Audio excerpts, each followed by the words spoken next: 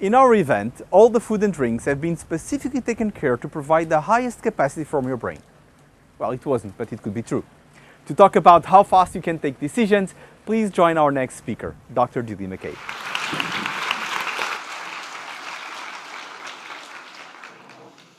Good afternoon.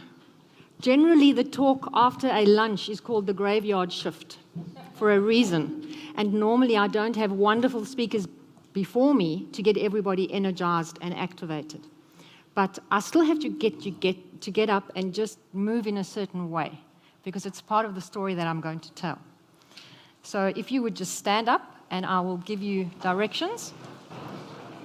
And while you're moving, just have a look at the slide. So move your right arm and your left leg, like this. So now you're balancing a little bit, okay?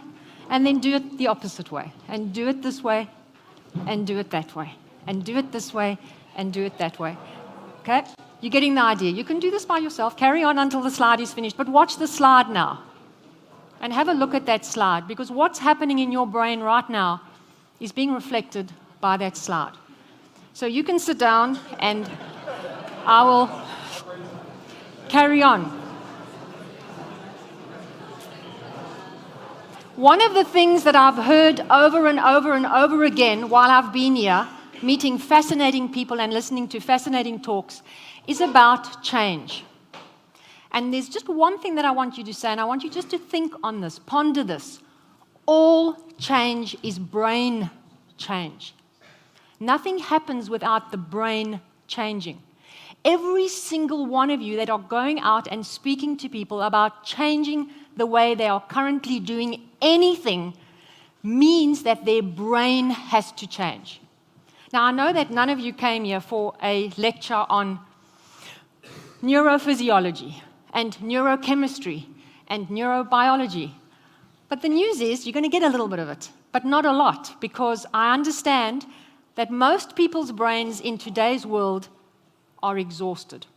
And I'm not going to ask for any hands, because most people don't want to tell other people that they are feeling burnt out and tired.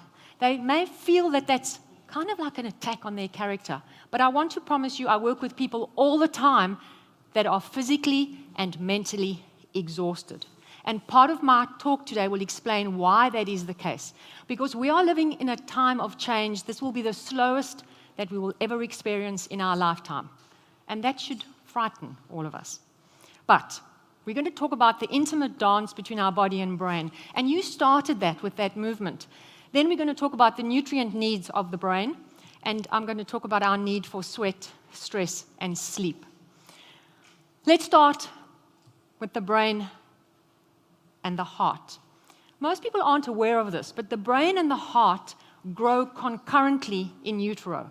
And they do that because the brain is the most energy-demanding organ that we own. And so the heart has to grow at the same rate as the brain to support the brain. Now, you've probably got about 3/4 of a cup of blood circulating in your brain per minute. And you've got about 6.5, maybe 7 liters of blood in your whole body, depending on your height and your weight.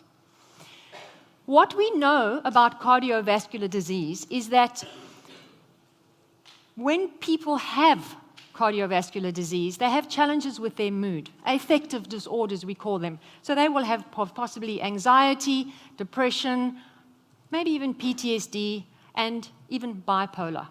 But what most people aren't aware of is that those same variables, those same diseases, those same mental health challenges actually predict heart disease. So they are independent factors. So if you're suffering from something like depression or anxiety, it puts you at higher risk for developing heart disease. But the reason we need to move, which I'm going to discuss in a little while, is because we need to get as much blood and oxygen to our brain, because that carries nutrients to our brain. Just as an aside, every one of us here are thought workers, knowledge workers. We get to the point where we actually live so much in our heads that we can forget about our bodies. There is no mistake that the military makes 100% sure that the people in the military are physically fit and healthy because they know that optimizes brain function. But as knowledge workers, we forget about that. We live in our heads, and we live in a world today where there is so much abstract information. We all suffer from something called infobesity, and so all of this information goes into our head. And just keep in mind, information is not necessarily knowledge, and knowledge is very, very seldom wisdom. So let's move on. And just as another aside, each one of these slides, I could spend an hour on each one of them, but I now only have 14 minutes left. So let's move on. What you're seeing now is what I call the blood glucose roller coaster. Now, why does this matter? Because the brain runs on energy. And the brain requires energy in a consistent, stable fashion because there is nowhere to store energy up here. We store energy on our body, and we know where the energy sits on our body. But there is no place to store energy in the brain. So we need a stable, consistent supply of energy. Many, many things influence this blood glucose stability. And the first one is stress. Think about this. There's a tiger in the bushes, and you hear the rustle. And interestingly, emotion travels much faster than thought. So you are moving before you've thought about the possibility of the tiger catching you. You move as you sense that rustle. What happens in your body? Immediately there's a huge flush of glucose that is sent to your muscles so that you can run away from the tiger. But that stress response is only supposed to last for between 30 and 60 seconds, because within that time frame, you either were lunch or you escaped. What is happening today? And this is one of the reasons why everybody, or so many people, are burnt out and exhausted. This process is going on all the time. That tiger is chasing you continuously, even when you're asleep at 3 a.m. That tiger is there. He's not real. He lives in your head now. And that is why your blood glucose goes up and down, because of that constant surge of adrenaline plus glucose into your muscles. Okay, that's the point. Stress will do that. When we're stressed, what do? We reach for foods that give us a very quick release of energy. But guess what we've also learned? Certain foods release compounds in our body that allow our body to make what we call endogenous opioids. So suddenly when we eat that food, we feel calm. We feel relaxed. And what does that do? We now have a neurobiological drive for that particular food, and we also have a habit that is being created in the brain around that food. So we've got a double whammy, and what does it do? Blood glucose up and down again, because none of those foods are broccoli. Okay. What else affects blood glucose? A lack of sleep. When we sleep poorly, we reach for those kinds of foods to give our blood glucose a quick rise. Why? Because the brain is exhausted. And of course, we also reach for coffee. And maybe I'll have time to get to what coffee is good for and what coffee isn't good for.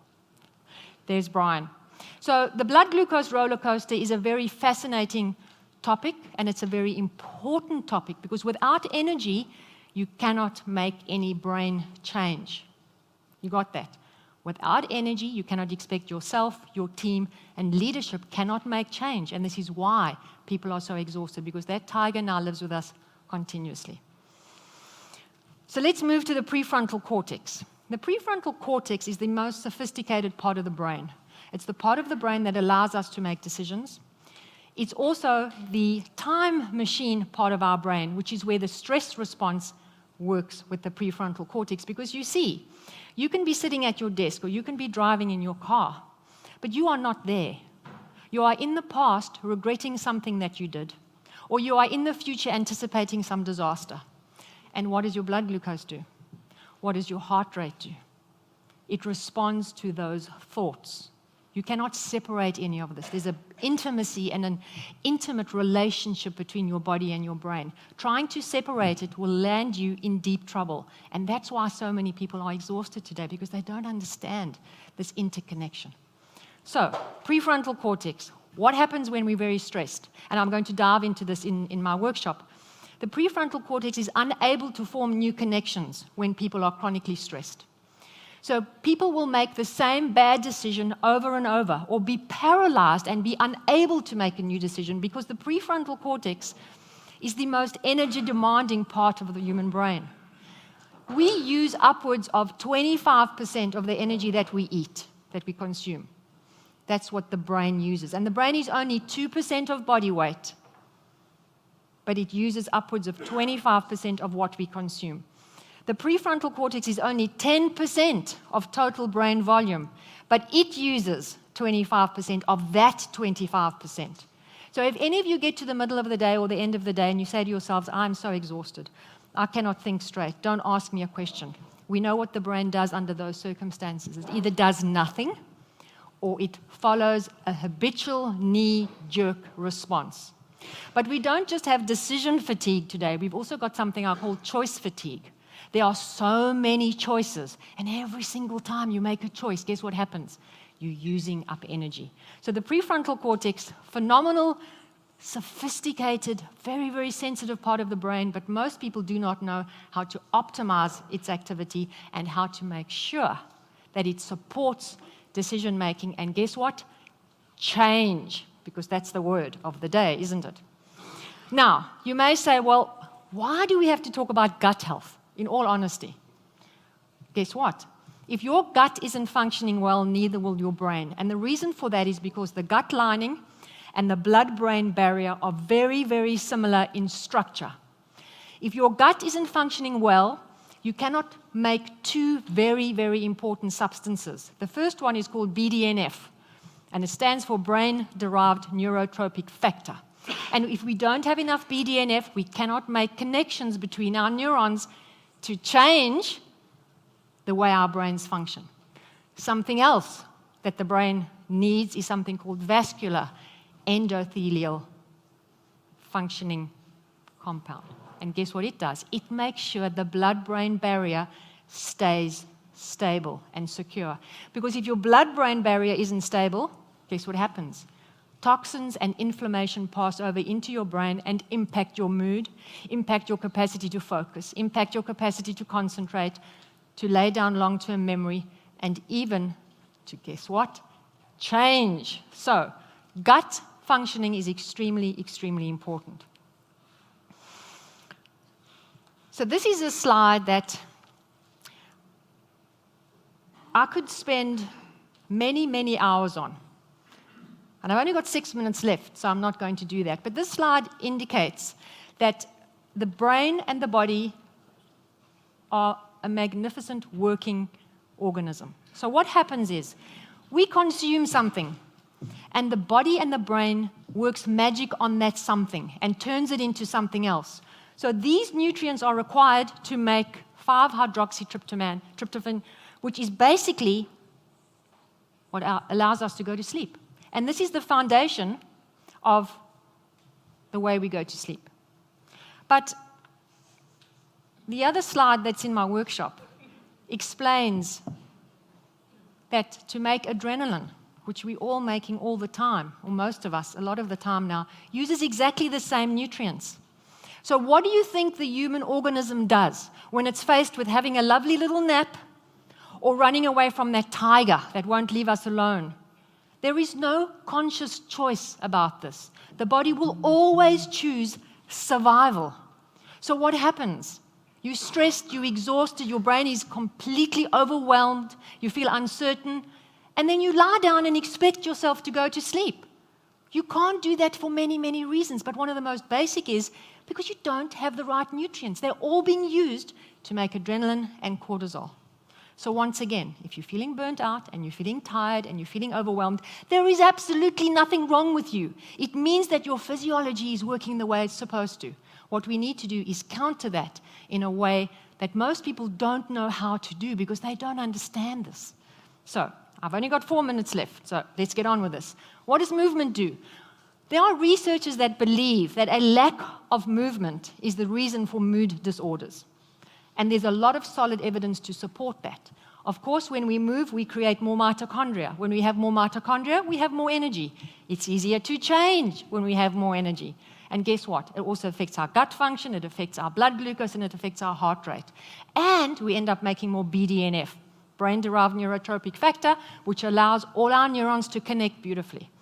So, we all live in this world, information overload. We've discussed it. We know what it's like. We're all living in this world. I don't have to describe it to you. Tiger, 30 to 60 seconds is what we're supposed to be experiencing. Most of us are living with this 24/7. Hypothalamus, pituitary glands, adrenal glands, constantly, that feedback loop that's supposed to stop it is not stopping it anymore. It's going on and on and on. And what happens? The parasympathetic system and the sympathetic nervous system, which are supposed to work together in balance to bring homeostasis, are no longer working optimally. And this is the secret, because the parasympathetic nervous system, which is the rest and digest nervous system, is supposed to be in action more than the sympathetic nervous system, the stress nervous system.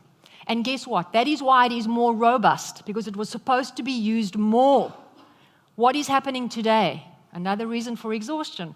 The sympathetic nervous system is on most of the time, and it is not as robust as the PNS, which is another reason for exhaustion. We have lost that equilibrium. 2 minutes left. Ventral tegmental area. That is an area deep within the brain that contains a cluster of neurons called the red nucleus. Called that way because they've got a lot of hemoglobin in them. And this is what happens in that area. It gets stimulated when we do this. For a whole number of reasons, that switches on the SNS, the stress response system. And guess what else it does? It stops us breathing deeply. And what happens when we don't breathe deeply? The body gets the message, the brain gets the message, there is stress. Beware, there's a tiger. 2 minutes. Mice have taught us a lot about sleep. And one of the things we know about sleep is that when we sleep beautifully, all the metabolic waste of the day's cognitive activity is washed out in a beautifully orchestrated manner that is beautiful to behold. And I can't talk more about that excepting to show you the slide. When that metabolic waste is flushed away, as the red slide shows, it leaves and it clears your brain. When it doesn't do that, it clusters. And what happens? You're setting your brain up for cognitive decline. And there's a very dark side to neuroplasticity. When your brain isn't functioning well, you may feel it a little bit, but you know when you really feel it? In 20 years' time, because your brain's got a magnificent workaround system of creating detours so you don't notice it until one day, as I tell clients when I'm being very, very strict with them, until you're sitting with a diaper and you're drooling, which is sobering. So we'd all like to sleep like that. That is my adopted homeland, Australia. We cannot sleep like this because we have a prefrontal cortex. We're living in a world that doesn't allow rest like that.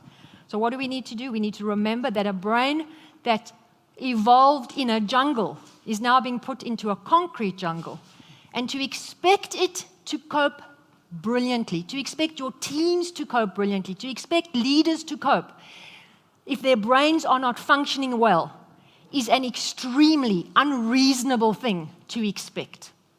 You are being unreasonable if you're pushing yourself when your brain is battling.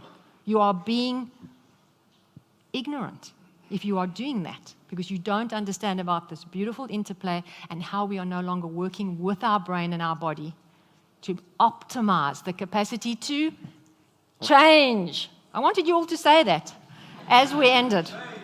There we go. So that is the end of my 20 minutes. It was very hard to put all of that into 20 minutes when I wanted to spend an hour on each slide. So forgive me if that was a little rushed. Any questions? Well, what coffee does, oh my goodness. I'll have to bring the slide out. Find me and I'll show you how that works.